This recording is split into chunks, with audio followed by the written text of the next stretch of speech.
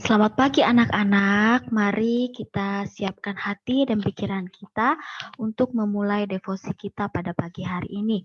Mari kita bersatu di dalam doa. Tuhan Allah Bapa kami yang bertahta dalam kerajaan surga, terima kasih Tuhan Yesus untuk penyertaan-Mu dalam kehidupan kami. Kami mengucap syukur ya Tuhan pada pagi hari ini, Kau masih berikan kami kehidupan. Kami boleh bangun pagi dari istirahat kami ya Tuhan dalam kondisi yang baik. Bapa, sebentar lagi kami akan membaca dan merenungkan sebagian dari firman Tuhan. Biarlah Engkau yang menolong kami ya Tuhan, memampukan kami sehingga kami boleh mengerti apa yang ingin Engkau kehendaki dalam kehidupan kami. Terpujilah Kau di atas segalanya, hanya di dalam nama anak Yesus Kristus kami berdoa dan mengucap syukur. Amin. Nah, anak-anak, mari kita akan membaca ayat Alkitab yang menjadi perenungan dari devosi kita pada pagi hari ini, yaitu dari Efesus 2 ayat yang ke-8 sampai dengan yang ke-9. Kita akan baca bersama-sama. Efesus 2 ayat yang ke-8 sampai dengan yang ke-9. Sebab karena kasih karunia, kamu diselamatkan oleh iman. Itu bukan hasil usahamu, tetapi pemberian Allah. Itu bukan hasil pekerjaanmu. Jangan ada orang yang memegahkan diri. Anak-anak, kalau ibu tanya mengenai kisah kejatuhan manusia ke dalam dosa, ibu percaya bahwa sebagian besar dari kalian pasti masih ingat sekali ya bagaimana kisah kejatuhan manusia ke dalam dosa ini. Nah, kejatuhan manusia dalam dosa ini itu menjadi salah satu hal yang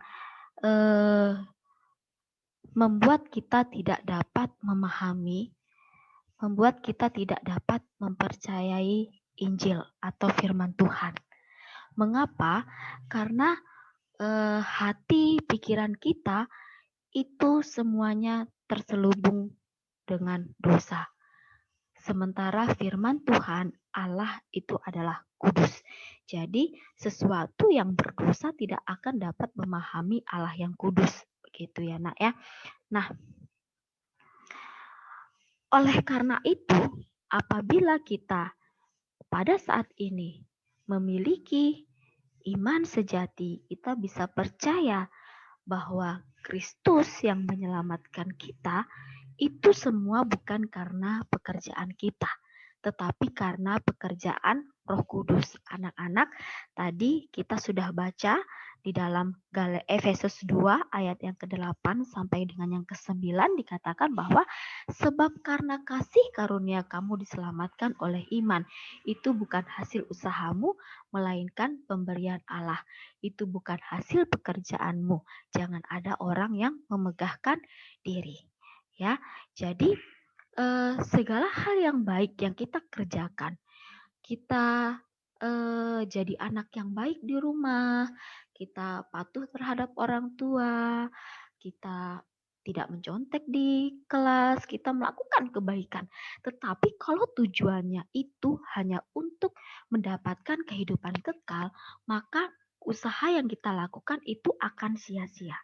Karena seberapa besar pun kebaikan yang kita berikan, itu tidak akan bisa mencapai kita kepada kehidupan yang kekal. Ya, karena betul-betul Tuhan mau ingatkan bahwa itu adalah bukan hasil usaha kita, tapi karena pemberian Allah. Nah, kita kembali lagi diingatkan. Nah, kembali lagi kepada kejatuhan manusia ke dalam dosa. Anak-anak, ini tadi yang membuat kita karena dosa. Dosa yang membuat kita tidak dapat memahami yang namanya firman Tuhan, kebenaran atau Injil. Nah, jadi maksudnya bagaimana, Bu? Begini, anak-anak, ada orang yang setiap kali mendengar firman Tuhan, begitu ya, sering kali mendengarkan Injil, mendengarkan kabar baik mengenai Kristus. Tetapi bisa saja orang tersebut tidak akan pernah beriman kepada Kristus. ya, sampai Roh Kudus yang memberikan iman itu kepada kita. Begitu ya. Jadi ini mau menunjukkan apa? Bahwa usaha kita ya tidak akan bisa membuat kita beriman kepada Kristus, ya. Tetapi lagi-lagi itu karena anugerah pemberian dari Tuhan, gitu ya. Jadi makanya kalau seandainya ada orang gitu yang belum kenal Kristus, kita ngotot berusaha, baik kita mengabarkan Injil, begitu ya. Tetapi kalau orang tersebut menerima Kristus, percaya kepada Kristus, itu bukan karena kita yang mengabarkan Injil, tapi karena firman Tuhanlah yang bekerja, karena Roh Kuduslah yang bekerja terhadap orang tersebut, gitu ya. Jadi kalau kita punya teman yang mungkin atau diri kita yang perlu bertobat, ya kita datang kepada Tuhan. Kita minta supaya Roh Kudus yang memberikan kepada kita kelemah lembutan sehingga kita boleh memiliki iman kepada Kristus, ya. Jadi bukan usaha kita, lagi-lagi itu adalah kasih karunia yang Tuhan berikan dan kita tidak bisa memaksakan kepada Tuhan supaya Tuhan kasih dong gitu ya. Tetapi yang pasti adalah bahwa Tuhan akan memberikan, ya, kasih karunia-Nya kepada kita, gitu, sehingga kita bisa memiliki iman kepada Dia, gitu. Dan itu bukan adalah hasil pekerjaan kita. Nah, kita lanjut di ayat Alkitab yang berikutnya, yaitu di dalam 2 Korintus 4 ayat 3 sampai dengan ayat yang ke-6. Oke, Ibu akan bacakan. Jika Injil yang kami beritakan masih tertutup juga, maka ia tertutup untuk mereka yang akan binasa, yaitu orang-orang yang tidak percaya, yang pikirannya telah dibutakan oleh ilah zaman ini, sehingga mereka tidak melihat cahaya Injil tentang kemuliaan Kristus yang adalah gambaran Allah. Sebab bukan diri kami yang kami beritakan, tetapi Yesus Kristus sebagai Tuhan, dan diri kami sebagai hamba-Mu karena kehendak Yesus. Sebab Allah yang telah berfirman, dari dalam gelap akan terbit terang. Ia juga yang membuat terangnya bercahaya di dalam hati kita, supaya kita beroleh terang dari pengetahuan tentang kemuliaan Allah yang nampak pada wajah Kristus. Nah, anak-anak, dari ayat yang ketiga sampai dengan yang keempat tadi, itu mau menyatakan bahwa penolakan terhadap Injil adalah fakta bahwa hati manusia digelapkan oleh dosa, kuasa kejahatan, dan daya tarik dunia. Jadi termasuk orang yang memang tidak ingin percaya kepada Allah. Nah, jadi anak-anak, dosa, ya, kuasa kejahatan, daya tarik dunia, inilah yang menggelapkan hati dan pikiran kita. Sehingga terkadang kita menolak akan kebenaran firman Tuhan.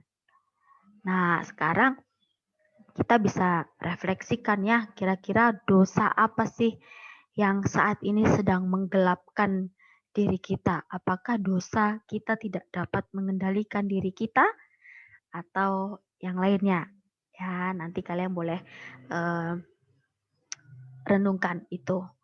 Begitu. Nah, kemudian ini mau mengingatkan kita bahwa di luar Injil tidak ada keselamatan sejati, juga tidak ada makna hidup yang sejati. Jadi di luar Kristus tidak ada keselamatan. Jadi dikatakan, akulah jalan dan kebenaran. Tidak ada seorang pun yang datang kepada Bapa kalau tidak melalui aku. Akunya itu maksudnya Kristus ya anak-anak. Jadi betul-betul satu-satunya keselamatan sejati itu adalah Kristus. Nah, anak-anak, demikian renungan pada pagi hari ini yang boleh kembali mengingatkan kita bagaimana kita boleh mengingat bahwa anugerah Tuhan sudah Dia berikan melalui Kristus kepada kita. Nah, bagaimana kita sebagai anak-anaknya untuk meresponinya, ya. Nah, untuk menutup devosi kita pada hari ini, Ibu sudah siapkan 3 pertanyaan refleksi ya. Pertanyaan yang pertama, selidikilah dirimu. Apakah kamu sungguh menerima dan percaya kepada Injil Kristus atau masih terus melakukan penolakan terhadap Injil Kristus? Nah, jadi silahkan merenungkan apakah sudah menerima atau masih terus melakukan penolakan, ya. Jadi masih terus dikuasai oleh keinginan daging. Nah, kalau seandainya kalian menerima, maka kalian cukup jawab pertanyaan nomor 2. Ya, apa bentuk ucapan syukur yang kamu berikan kepada Allah? Nah, syukur bisa dalam bentuk tindakan ya nak, yang akan kamu berikan kepada Allah. Jadi ini semacam ucapan syukurnya bisa dalam bentuk komitmen ya terhadap hidup kamu ke depannya seperti apa. Nah, tetapi kalau kamu setelah menyelidiki dirimu, kamu ternyata belum menemukan, belum percaya, kamu masih menolak terhadap Injil Kristus, maka kamu renungkan dosa dan kuasa kejahatan apa yang masih menggelapkan hatimu.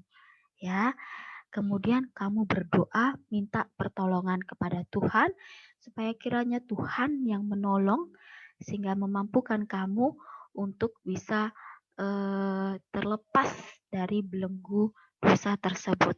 Dan kamu boleh melalui pertolongan Roh Kudus, boleh menerima dan percaya kepada Injil Kristus. Ya, demikian anak-anak devosi pada pagi hari ini. Bukan berarti kita tidak boleh melakukan perbuatan baik, tidak, tetapi kalau perbuatan baik yang kita lakukan di dalam kehidupan kita yang tujuannya hanya untuk mendapatkan kehidupan kekal, maka semuanya itu tidak akan berhasil. Artinya itu semua sia-sia. Tetapi lakukanlah perbuatan baik di dalam kehidupan kita, karena sebagai bentuk ucapan syukur kita kepada Allah atas karunia keselamatan yang sudah diberikan kepada kita. Mari kita tutup devosi kita di dalam doa. Mari kita berdoa. Tuhan, kami mengucap syukur untuk firman Tuhan yang boleh kembali mengingatkan kami ya Tuhan, bahwa di dalam kehidupan kami ada begitu banyak pergumulan yang kami alami, kesulitan-kesulitan yang kami alami, yang terkadang itu menjauhkan kami dari firman-Mu. Ampuni kami ya Tuhan, tolong bawa kami untuk boleh kembali kepadamu ya Tuhan. Bapa, kami bersyukur untuk firman yang boleh mengingatkan kami bagaimana kami harus tetap melakukan perbuatan baik, tetapi dengan tujuan yang benar, bahwa kami melakukan itu semua sebagai bentuk ucapan syukur kami atas keselamatan yang Kau berikan, tetapi bukan sebagai usaha kami ya Tuhan untuk kami datang kepada Engkau. Bapa, kami mau serahkan ya Tuhan untuk proses pembelajaran kami yang selanjutnya. Biarlah Engkau yang memberkati ya Tuhan untuk segala hal yang kami perlukan dalam pembelajaran, baik fasilitas yang kami gunakan, berupa handphone dan begitu juga dengan sinyal. Dan biarlah kami anak-anak-Mu dan juga Bapak Ibu Guru boleh tetap semangat ya Tuhan, memelihara semangat kami sehingga kami boleh senantiasa memberikan yang terbaik setiap dari kami hanya untuk kemuliaan nama Tuhan. Terima kasih Tuhan, inilah doa dan permohonan kami yang kami alaskan hanya di dalam nama anak Yesus Kristus, Tuhan dan Juru Selamat kami yang hidup. Kami berdoa dan mengucap syukur. Amin. Amin. Selamat berefleksi anak-anak dan selamat beraktivitas. Tuhan Yesus memberkati.